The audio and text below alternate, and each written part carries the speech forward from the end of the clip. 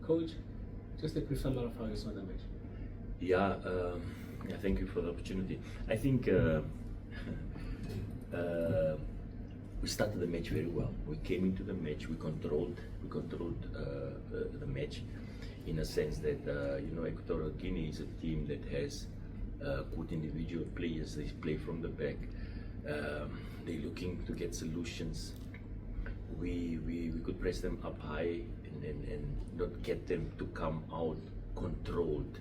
And with that said, I think we could keep the ball, we could rotate the ball, created good chances. I think in the first half we had 2 chances. Peter, Jocelyn, and Prince went into that half lead, basically emotionally in a good space. And after the half also we created that chance. Good set pieces coming in from Dion.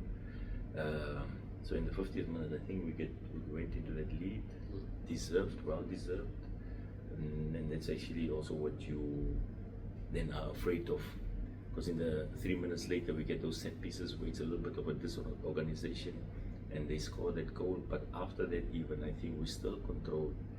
We're still the better team, and if you look at it, we take this draw. But deep down there, I think we could have had those 3 points. But in the end, that's football. Also, really a good team, and for us to have measured ourselves with them and probably become out a better team, that gives us hope to go forward. Thank you. Thank you very much, Coach. Colleagues, I'll allow you now to ask questions, but it would be better if you introduce yourselves. I know earlier there was no opportunity because we were rushing. I think it is better now. Coach is not rushing anyone. Thank you. Coach Maxilani Mamagolo from the Independent Newspaper Group.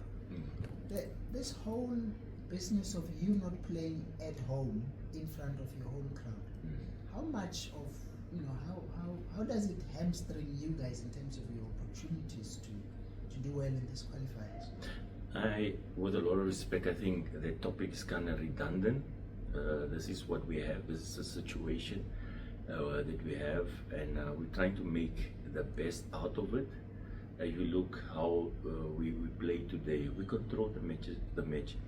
Our transitions, when we lose the ball, we're there in numbers, attacking the second balls and getting it and creating the chances. The team is alive and the team is motivated, and I think it was really one of the better or the best matches that we had in a long while, and I appreciate that, and I just congratulate my team for that.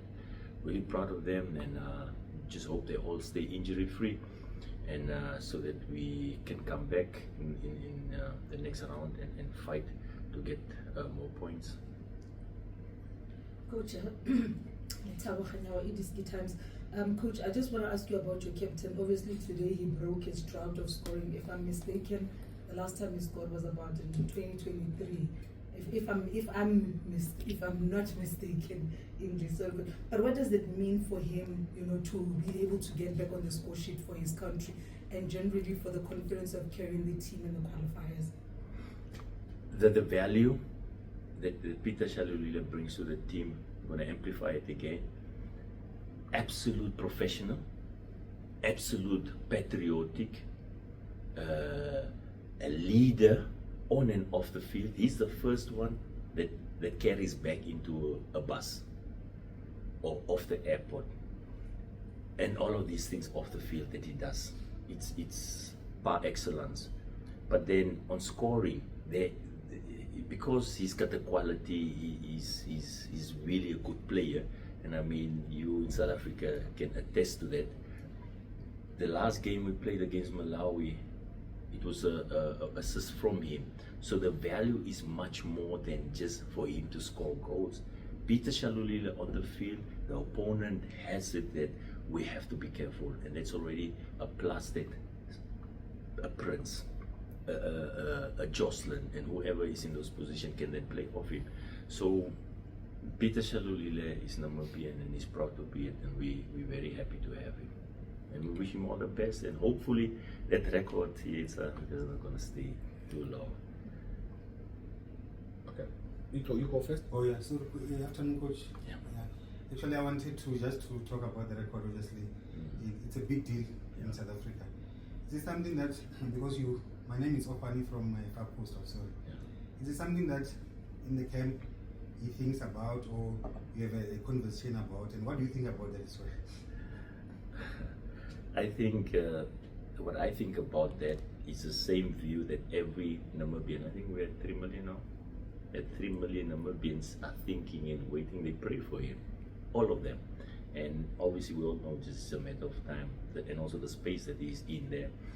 I think we wish him the best, and we know that he knows that we are proud of him. Not only him, it's the whole team. You know, it's really a bunch of good players, and I think you can really attest that it was a good game from a good, motivated, aggressive Namibian team. Just his whole, what he's done for Namibian football, what he's about to do here in South Africa. I mean, over the years, we've had some top Namibians come here, your Oseps, your Noseps. But what Peter is achieving here, what does it do for Namibian football in general?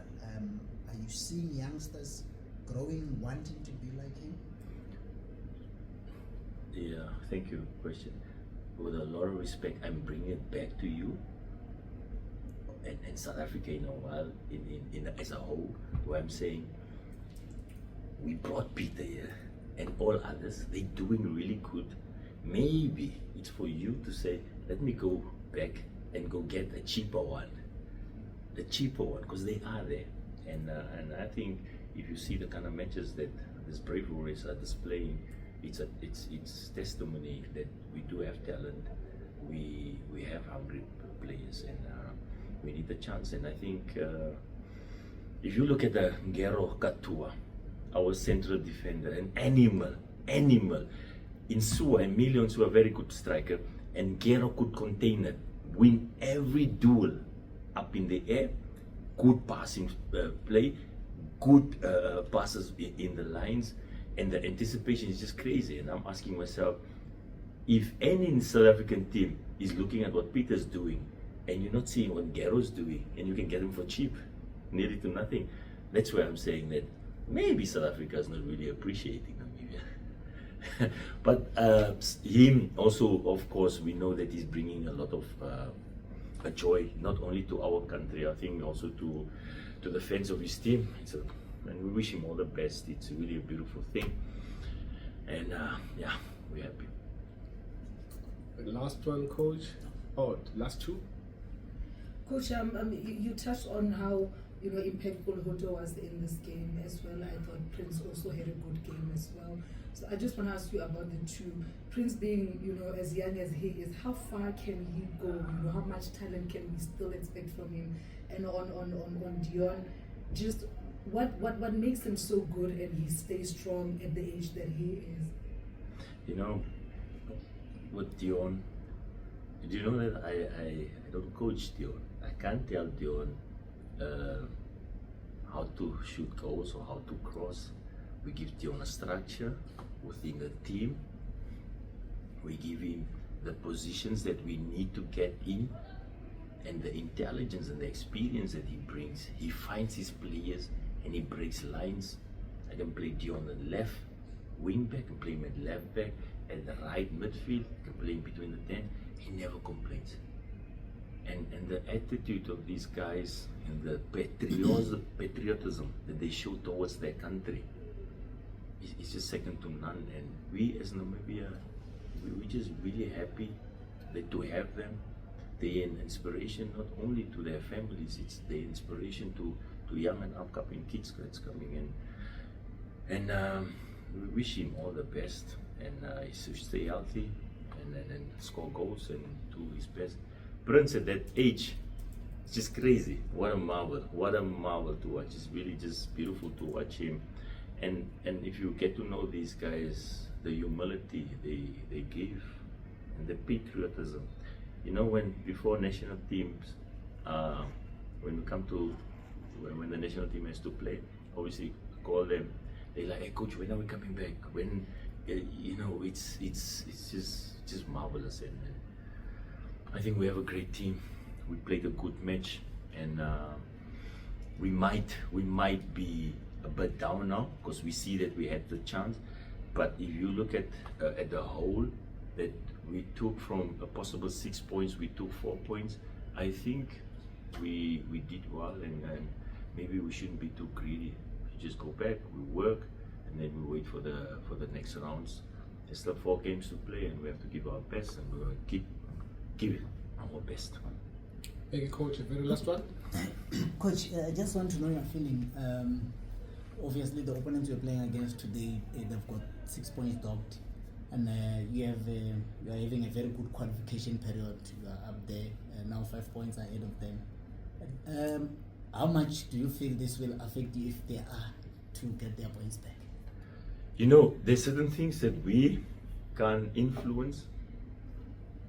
The things that we can influence is on the field. We could have influenced the result today, and I think we did well, and that's where it stays. And all other things we can't.